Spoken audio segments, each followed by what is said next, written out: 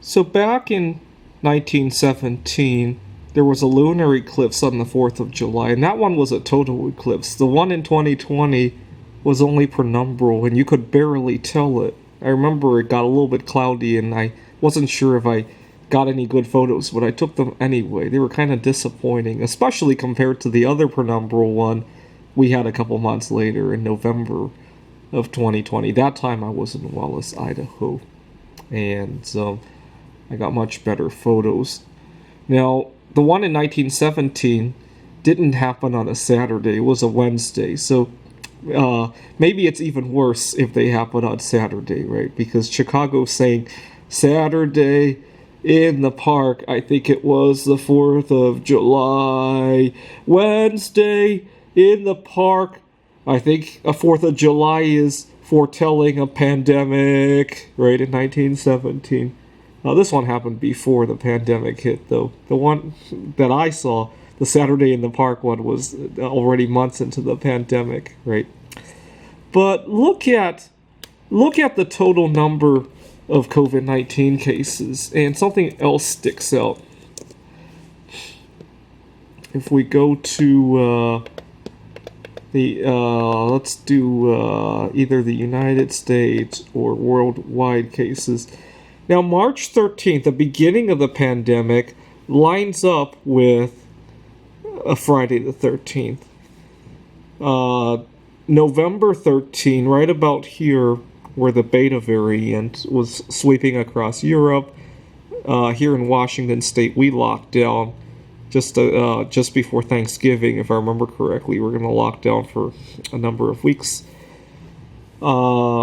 And then we had the Delta variant in August. This one you might have to go to the United States.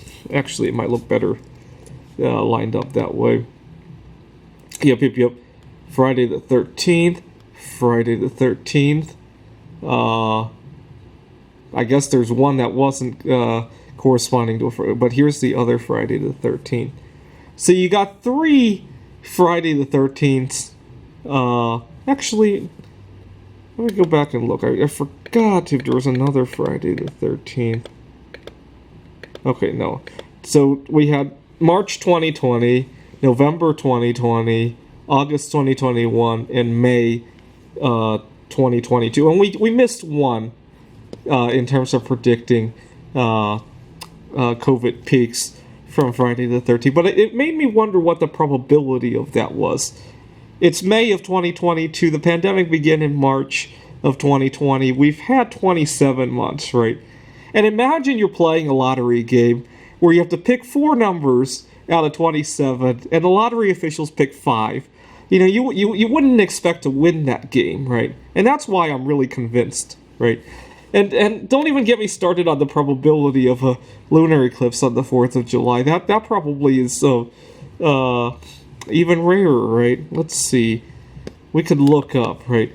4th of July lunar eclipses. Although you're probably just gonna find the 2020. I don't believe there's any between 1917 and 2020, but feel free to look it up. I wonder when else is it? Actually, how many years separate those 2 years? 2020 minus 1917. Got 103 years. So I wonder if we add 103 to 21, 23. I wonder if there's a lunar eclipse. It's in June 8 to 9. It'll be a total eclipse. 21, 23, November, June. Let's see, it'll be visible. Probably difficult for me to go to those places. Let's see, partial solar eclipse on June 23rd. Yeah, I probably won't travel there. How about the one in May? A partial... Oh, nice. That I could probably go to, although it's only partial. I want to live long enough to see the next pandemic of this kind of magnitude, because I learned a lot of life lessons during this time around, and I want to actually apply them.